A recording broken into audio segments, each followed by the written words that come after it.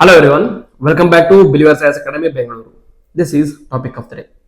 Today we'll discuss about one of the most contentious act in the recent times, that is the Waqf Amendment Act of 2025. You might be asking, why are we discussing this act now? That act came way back, almost 6 months back, but why are we discussing about it now? Because this act was in sub judice. In the sense, this act was being looked after by the Supreme Court. Supreme Court was looking into this act, and now recently, that is yesterday itself, Supreme Court has provided certain directions or certain directives and state certain provisions of this Amendment Act. We will see what provisions were stayed and what provisions were allowed and what provisions were requiring directives from the Government of India. Before that, we'll discuss what is Waqf and what is the history of Waqf Act in India and why is it so contentious. So, okay, so first we'll discuss what is Waqf. Waqf, also called as Waqf, is a permanent dedication of property, either movable or immovable, for religious, pious or charitable purposes under the Islamic law. Once declared as Waqf, the property cannot be sold, inherited or donated because it is meant to be used for specified purposes permanently. Once any land is given as a Waqf, either by the kings, either by the government, either by landlords in the previous generations or now, it cannot be taken back. It has to be used for a specific purpose, for what purpose it was initially given to. Okay, so this is normally done under the Muslim law. So what is the Waqf Act history then?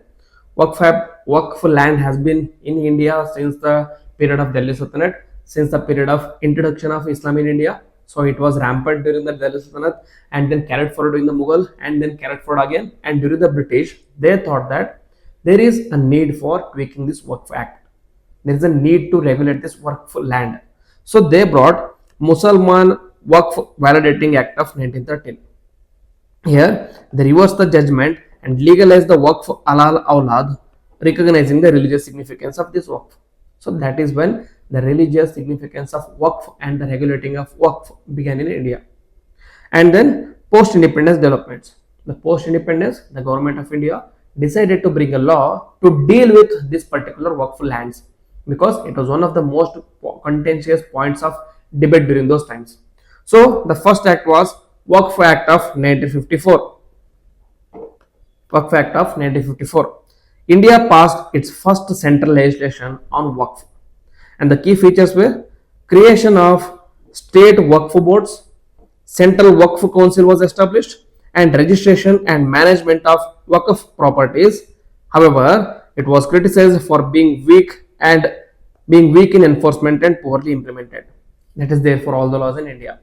And after this, the most important Waqf Act and the point of contention at the current times is the Waqf Act of 1995, on which the current framework is running on. And the 2025 Amendment Act was done on this particular Waqf Act. And what this Waqf Act did was, it repealed the 1954 Act and introduced certain comprehensive reforms for the Waqf. And what are the key provisions? Stronger power to state Waqf boards, better protection against the encroachment of Waqf properties by whom? By the government, by the other authorities of the state, other authorities of the center and the local governments as well, and other religious institutions as well. So it also provided for the establishment of central Waqf council with advisory functions, and also mandatory registration of Waqf properties and provision of Waqf tribunals for dispute resolution. If you want to resolve any disputes regarding the ownership of Waqf, you don't have to go to regular courts. If you have certain tribunal called as Waqf tribunal to deal with these resolutions. So this is the basics. And there was also a 2013 amendment on this act, but it was not very significant. Now we will discuss the 1915 Act provisions and how it has been changed in the 2025 Amendment Acts. So first, definition, that is, who can create a Waqf? Who can own a Waqf? So according to the 1995 Act, a Waqf could be created by declaration, by endowment or by use. This use, that is the long use for religious or charitable purposes. If any land is donated any land is endowed or any land has been used by religious persons for a certain period of time for religious or charitable purposes, then that land is called as Waqf land. So what was the change in the recent amendment?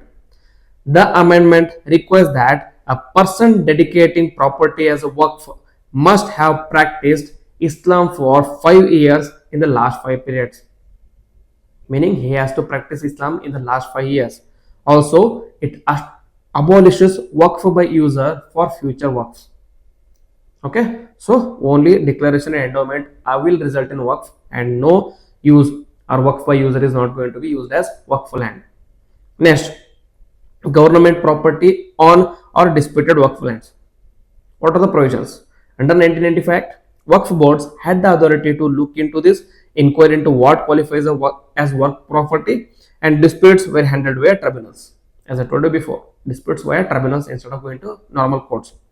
This 2025 amendment gives the power to whom? To the district collectors or the revenue officers or designated officers to investigate and report, and allows the government and the state officers to record or change Waqf status in certain circumstances. You can see why the amendment acts are very controversial. It took away the powers from the Waqf tribunal and gave the powers to an authority or the bureaucrat, that is district collector. Okay. Next, composition of Waqf boards or central Waqf council. Members were drawn largely from the Muslim community. Women were represented. Representation of various Muslim sects varied, and Waqf by user had certain protection. So you can see majorly the representation was from the Muslims only. There was no representation to non-Muslims in deciding Waqf property. But what did the 2025 Amendment Act do? It provided mandated non-Muslim members in the state and central Waqf boards, more diversified representation, meaning it was sectarian and backward classes were also represented. It also adds a new criteria for membership, that is including nominating persons not necessarily Muslims in certain slots, which nomination will be done by the central government. That is why it is also in contention. Then registration, survey and digital governance. There had been provisions of registration under the 1995 Act, but surveys were also often incomplete. Also, the problems of missing records and opaque administration was rampant during the 1995 administration or 1995 Act. Under the 1995 Act, the new amendment introduces stronger requirements for registration, surveys of work properties, digitization of records, and streamlined procedures. Okay, so it made everything a streamlined. It provided regulatory checks on all these work properties. Tribunal and dispute resolution. I already discussed this, but Waqf tribunals existed to decide the disputes, and decision had limited scope of appeal. But now the amendment modifies some aspects of how disputes are resolved, gives more administrative power to non-judicial officers, that is a district collector, in certain aspects. Also clarifies or changes the rules regarding the appealing decision, meaning even after the tribunal you have appeal to certain courts. Okay, and the powers were also taken from the tribunals to district collectors. Okay, so these are the changes. So what were the objectives or rationale behind the amendment? What are the arguments given by the government? So according to the government, the reasons given for these changes were it will increase or help in improved governance and accountability of work properties, many of which were allegedly mismanaged or encroached upon by other people. It also promotes transparency with better registers, digital records, and more oversight, preventing misuse. For example, concerns raised that Waqf by user was sometimes used to wrongly claim government land, or that property without formal documentation was being designated to Waqf improperly. Okay, so certain lands which were originally not belonging to Waqf were illegally being transferred as Waqf lands. That is, concerns raised that Waqf by user was sometimes used wrongly to claim the government land as well. In certain cases, this Waqf by user was used to claim other religious institutions' land wrongfully as well. Okay, so in order to avoid these things, preventing the misuse of Waqf by user, the government said that we are removing this Waqf by user claim here. Another provision here, inclusivity. This ensures the representation of various Muslim sects, backward classes, non-Muslims, and women in the structure. So these are the rationale or the objectives given by the government behind these amendments. What are the controversies? Obviously, as you see the changes from the old one to new one, you can easily see the controversies here. First and foremost, with respect to constitutional, practical, and religious concerns. What are these? That is the religious autonomy. That is, requirement of practicing Islam for 5 years may be considered discriminatory under Article 25 and 26. Okay, which provides right to freedom of speech and expression. Sorry, right to religion under Article 25 and 26. Next, Waqf by user abolition. Many historic and local waqfs exist by usage without formal deeds. Abolition may threaten the status itself. Okay, if you're not able to register and if you do not claim Waqf by user because you do not follow Islam by last 5 years, then you are going to lose the Waqf land. So that is also has been a point of contention. Then executive overreach, that is giving strong powers to district collectors in determining the property status, potentially altering the Waqf status without the judicial process, was seen as a move against separation of powers. Meaning, who has the right to decide on the land properties, who has the right to decide on the disputes of land, it has to be given to judiciary.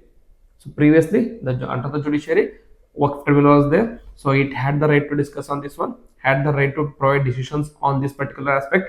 Now this has been taken by district collector. Who is district collector? He is part of the executive. So there is the violation of separation of powers. Okay. Next, risk of heritage or risk to heritage.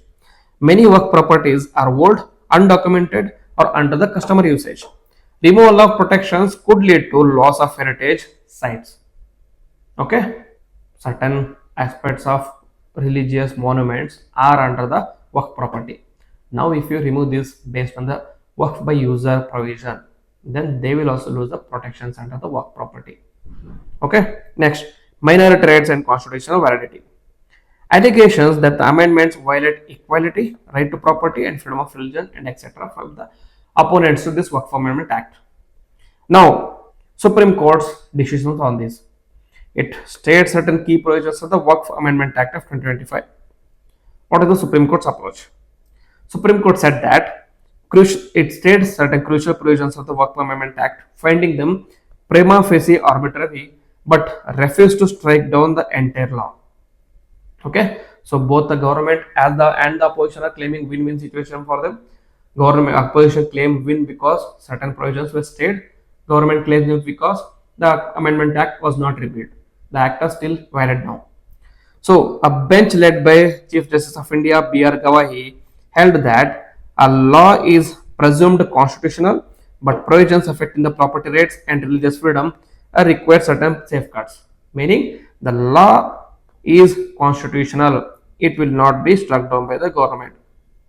Law is constitutional, but answer our certain questions. We have certain questions, certain apprehensions regarding the certain provisions of this act. Just answer these questions and then you can move forward with respect to this act. Observations were kept prima facie so that the issue can be fully heard later. Next, which of the provisions were stayed? That is the 5-year Islam practice clause. Supreme Court was like, okay, if you want to give the Waqf property based on the Waqf by user provisions, and that user has to practice Islam for the past 5 years. But how are you going to decide, or how are you going to come to a conclusion that he has practiced Islam in the previously 5 years? Okay, how are you going to act required a person creating a Waqf to prove practice Islam for the 5 years? So SC found no clear mechanism to verify this. How do you verify he practiced Islam in the last 5 years or not? Provisions stayed until the government can provide certain mechanism on how to verify that a person has practiced Islam for the past 5 years. Next, section 3C, which dealt with doubts over government property. Any Waqf could lose its status if doubt was arised about it being the government land. So if there was doubt whether it being a government land, then the Waqf property was taken by the government. That was according to the act. But now Supreme Court has said that court said that this violated the separation of powers. Only judiciary can decide the property title. The government with the help of district collector cannot adjudicate on this one. State provisions allowing unilateral changes by the revenue officers or the state governments or the district collectors. Next, with respect to limits on the non-Muslim members, Supreme Court led state this provision as well. That is, in the Central Waqf Council, the four non-Muslims are to be there out of 22 members, and the state Waqf boards, 3 non-Muslims out of 11. That has been capped by the Supreme Court at the moment, and CEOs of the state Waqf boards are Muslims as far as possible. This is the directives of the Supreme Court. Okay. Next, court's directions. Until Waqf Tribunal or a High Court gives the final verdict, Waqf properties cannot be dispossessed or records altered. Okay, the district collector has to wait for the judgments of the Waqf Tribunal or the High Court. Only then the district collector can come forward and deal with the particular land dispute, whether it is so and so or whether it is governments. Okay. Mutawalis, that is the managers, cannot create third party rates on disputed Waqf properties. Next, registration of Waqf is mandatory. Supreme Court said that managers or the mutawalis cannot avoid compliance when the law has required registration since 1923. Okay, you cannot come and claim that particular Waqf as your own now, and if there is a law saying that if the land doesn't belong to you because you do not have any registration, because the law mandated registration from 1923 itself. What were you doing from 1923? So now, if you do not have registration, if the government can take away, if the government comes and says that this land doesn't belong to you, then the government can take away the land itself, and you cannot claim that law or claim that land as the Waqf land based on the user as well, because you are not registered it. So it has made my registration mandatory. The constitutional and legal implications of this move of the Supreme Court. The 2025 amendment presents a set of legal questions which the court are likely to address. That is, whether requiring someone to show 5 years of religious practice is reasonable or not, or is it arbitrary, or is it non-arbitrary, and whether adequate safeguards exist to prevent the abuse or not. Whether removing Waqf by user violates the rights of the communities which have long used the property as Waqf without formal registration or deed, especially where the documentation is lost. That will be again dealt with the Supreme Court of India. Whether visiting or whether vesting quasi-judicial or administrative powers with district collectors in deciding property status violates separation of power or not. The court has already said it is violating separation of powers. We have to wait and see whether the complete provision that the district collector can decide the property right will be removed or not. Then, how the amendment balances state interest in protecting public property, preventing misuse versus religious of minority rights under the constitutions. So all these questions will be answered in the coming days by the Supreme Court of India. Now what we can do is we have to wait for the government's reply with regard to the Supreme Court directives. So this is the topic which I want to discuss with you today. If you like the video, then please hit the like button, comment on it, and share with your friends. If you have any doubts or if you have any suggestions for me, write in the comment box as well. So if you're new to the channel, please subscribe to the channel and click on the bell icon so that you don't miss any notification. With this, I will end the video. Jai Hind, Jai Karnataka.